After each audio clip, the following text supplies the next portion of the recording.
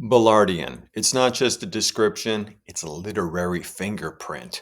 Officially added to the Collins English Dictionary, Ballardian refers to the dystopian modernity, artificial landscapes, and psychological alienation that define J.G. Ballard's works. His stories take us to the edge of human experience, exploring how technology, societal changes, and environmental shifts shape and often warp our minds and our surroundings. Is this science fiction? Well, yes and no. Some key Ballard works definitely qualify as new wave science fiction for the reasons already given, but maybe it's better to just call it speculative fiction, though there are some obvious exceptions that we'll get to shortly. Now, I don't want to claim to be an expert on J.G. Ballard. I'm not. I'm just an enthusiast. As such, I'll be calling out my favorites as I go, and it's important to remember that this is just my opinion. I'd love to know your favorites,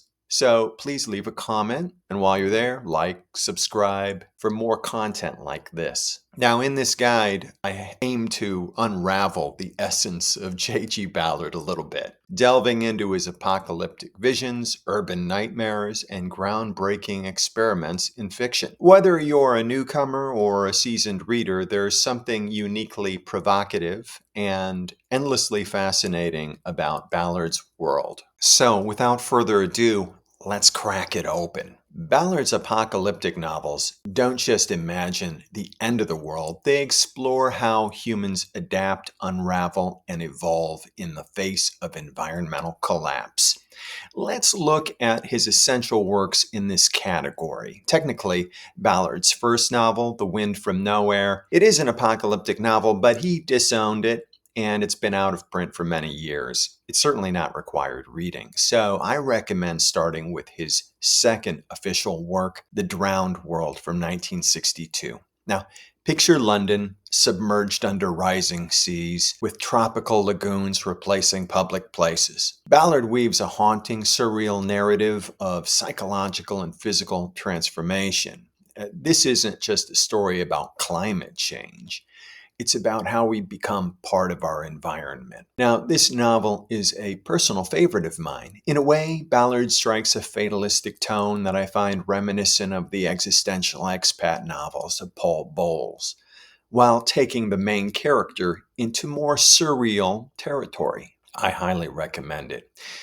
Next up, The Burning World, otherwise known as The Drought from 1964. In stark contrast to The Drowned World, this novel imagines a planet ravaged by extreme drought. The desiccated landscapes serve as metaphors for isolation and scarcity, exploring how humans adapt to relentless deprivation.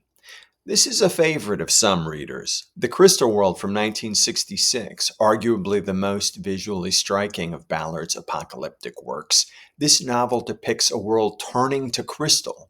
It's a mesmerizing meditation on time, decay, and the natural world's indifference to humanity. I like its surreal, hallucinogenic visuals. You shouldn't expect tidy explanations or a strong character arc. Fun fact, Ballard first explored this concept in the 1964 short story, The Illuminated Man. Overall, these works aren't typical disaster stories. They're deeply personal, delving into the psychology of characters as they navigate radically altered realities. If you want to start with Ballard's apocalyptic visions, these are the must-reads. Before we move on to the next major phase of Ballard's long-form works, let's talk about his experimental novel, The Atrocity Exhibition from 1970. This experimental masterpiece defies conventional storytelling, blending fragmented narratives with stark imagery. It's a provocative exploration of media, technology, and modern violence, challenging readers to confront the surreal horror of contemporary life, or at least how it was at that time. Ballard was inspired by William S. Burroughs when working on the Atrocity Exhibition. He considered the Beat Generation associated author a significant influence, calling him the most important writer in the English language since World War II. Burroughs even wrote a preface for the Atrocity exhibition indicating a mutual admiration between the two. The Atrocity exhibition was retitled Love and Napalm Export USA for its first U.S. edition in 1972, published by Grove Press. The retitling occurred because Nelson Doubleday Jr. personally canceled the original 1970 Doubleday publication and had the copies destroyed, fearing legal action from some of the celebrities depicted in the book, namely Ronald Reagan, JFK, Liz Taylor, and Marilyn Monroe. Now, the Atrocity exhibition is an experimental novel composed of linked stories or condensed novels, if you will. It reflects Ballard's attempt to process the violence he perceived in the 1960s, including events like the Kennedy assassination, as well as his personal trauma from the sudden death of his first wife. The Atrocity exhibition is polarizing but groundbreaking, a must-read for those ready to tackle Ballard's most avant-garde work. It's also one of my favorite books by Ballard, or anyone for that matter. But it's not a great starting point for the newbie. In the 1970s, Ballard's novels shifted focus from natural disasters to chaos and alienation in modern life. His urban environs aren't just settings, they're characters, reflecting the psychological disarray of people within them. Crash from 1973. This is one of Ballard's most controversial works. Crash explores the eroticism of car crashes. It's a shocking, boundary-pushing examination of technology, violence, and human desire. A must-read for those intrigued by the darker side of human nature. This is an unforgettable and unapologetic work of transgressive literature, and may not be for everyone. It's a personal favorite, and the David Cronenberg filmic adaptation is quite good and worth hunting down, especially its uncut European edition. Next up, Concrete Island from 1974. Imagine being stranded on a traffic island in the heart of a bustling city. This is Robinson Crusoe, reimagined as a tale of urban isolation, where the concrete jungle becomes both a prison and a survival challenge. Of Ballard's three urban nightmare novels, this is the shortest and probably the least satisfying for me personally. Still worth a read, though. Next up, High Rise from 1975. This chilling novel follows the breakdown of social order within a luxury high-rise. Its residents descend into tribalism and primal chaos. Ballard explores themes of class, privilege, and the fragile veneer of civilization. I like this one a lot and found it very easy to imagine myself in it. Notably, it's been made into a movie by Ben Wheatley starring Tom Hiddleston and Jeremy Irons. It's great to look at, but like they say, the book is much better. Before the decade was over, Ballard wrote another novel, but it's often overlooked, and that's a shame because it's probably his most satisfyingly surreal. The Unlimited Dream Company, 1979. This novel bursts with life and color. It's a dreamlike exploration of imagination and transformation, proving that Ballard's urban visions aren't all bleak. The novel's wild, vivid imaginary, and vibrant writing create a kaleidoscope of sensations, drawing the reader into a hallucinatory blend of fantasy, satire, and surrealist odyssey. It is a true exploration of the surreal, a place where narrative structure bends and reality dissolves into dream. This is Ballard fully off the leash, letting his boundless creativity spill over the page. The result is an unparalleled journey into the subconscious, a novel that defies conventional categorization. There's simply nothing else quite like this novel. For readers who crave literature that challenges and surprises, The Unlimited Dream Company is an unforgettable experience, provocative, mesmerizing, and utterly unique.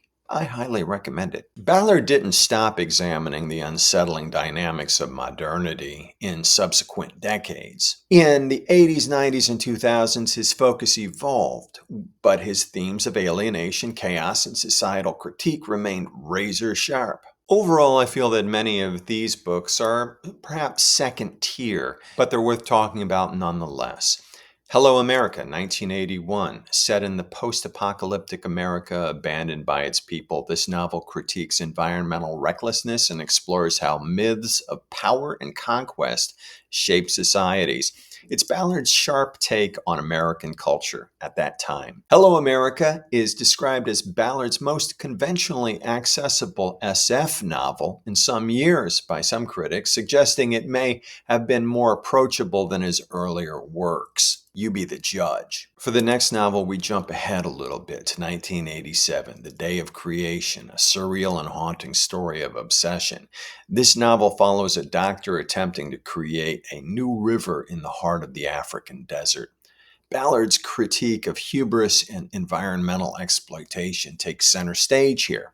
It is noted for containing some extraordinary descriptive passages within a relatively simple plot. Next up is Running Wild from 1987. This gripping novella dissects the pressures of suburban life. When a gated community's children murder their parents, Ballard examines the psychological cost of overstructured and controlled environments. Next up is Rushing to Paradise from 1994. This starkly satirical novel explores environmental extremism and idealism gone awry. It's a cautionary tale about the dangers of utopian thinking set on a remote Pacific island. Ballard got back into a groove with Cocaine Nights in '96. Set in a gated community on the Spanish Costa del Sol, this novel uses crime as a lens to explore human connections and moral decay. It's an engaging thriller with Ballard's trademark psychological depth. But the next one is even better, Supercan. From 2000, a spiritual successor to Cocaine Nights, this novel explores a high-tech corporate enclave where productivity is king and violence simmers beneath the surface. It's a critique of capitalism's darker impulses. Of Ballard's later works, I may like this book the most.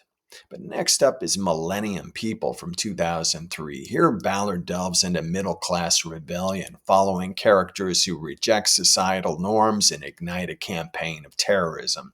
It's a provocative exploration of discontent in the modern world. And then finally, from 2006, Kingdom Come, Ballard's final novel. This examines consumer culture and mob mentality. Set in a massive shopping mall, it's a chilling dystopia where consumerism replaces civic life. Sound familiar? Right. These novels collectively explore how modern life's promises of progress, security, and prosperity often unravel into alienation, obsession, and violence. In a way, they're essential reads for anyone fascinated by the psychological undercurrents of today's society. By now, you must be wondering why I haven't mentioned Ballard's most famous work. It's not out of disrespect, but it's kind of an outlier along with another one. They're both autobiographical novels, while the other ones are fictional. Empire of the Sun and its companion piece, The Kindness of Women. These are deeply personal works and reveal how his early life shaped his literary vision. They offer a rare glimpse into the man behind the provocative ideas, right? Empire of the Sun, 1984, perhaps Ballard's most accessible work. This semi autobiographical novel recounts his childhood in a Japanese internment camp during World War II. It's a harrowing, poignant tale of survival, resilience, and the loss of innocence.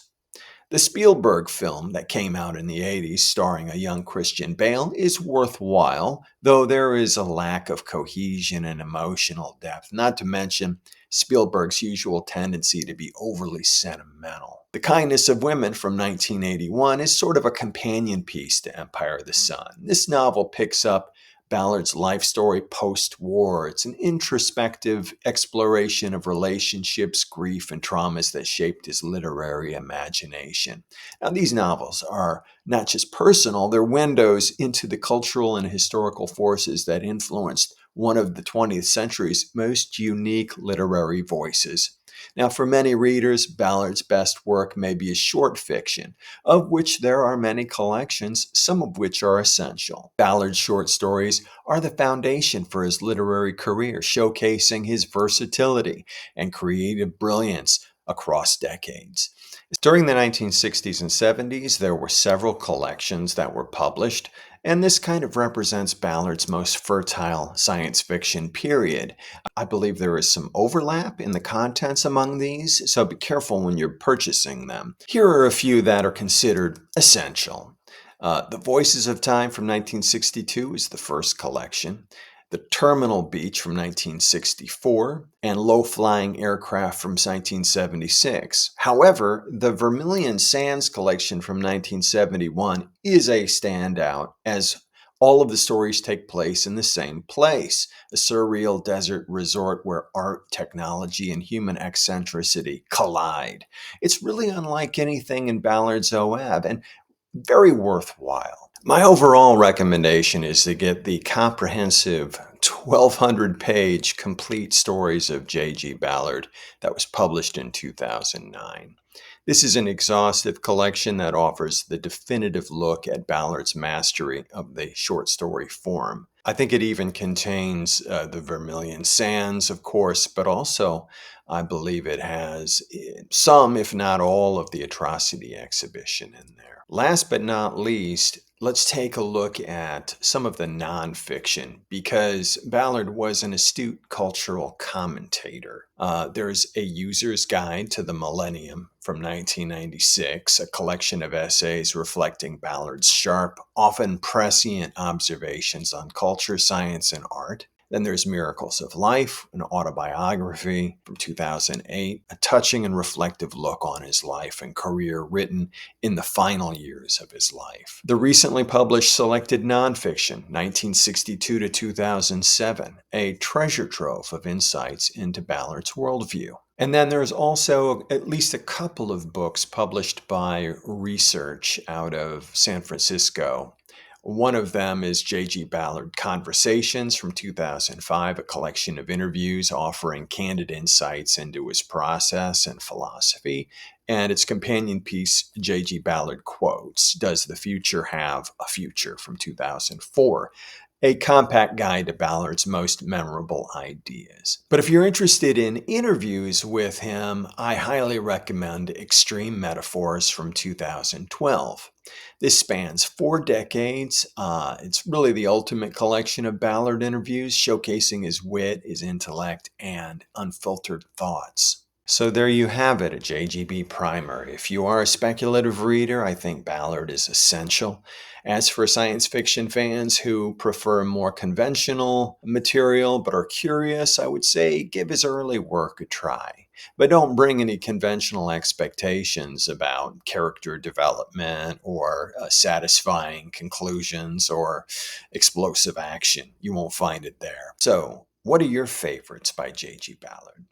Is there a story or a novel that rewired your brain? Let me know in the comments. Until next time, stay curious and keep reading.